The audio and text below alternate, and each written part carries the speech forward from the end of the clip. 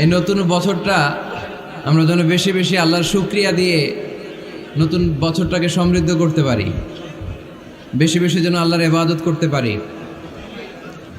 নতুন বছরে আমরা শপথ নেই, আমরা যেন অন্তরে হিংসা লালন না করি, বিদ্বেষ লালন না করি, আমরা নিজেরা যেন কাদা ছোড়াছুরি না করি, আমরা যেন মিলেমিশে একসাথে একাকার হয়ে যাই।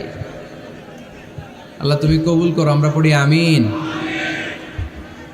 60টা জিনিস মানুষ মরে যাওয়ার পরে তার কবরে পৌঁছতে থাকে।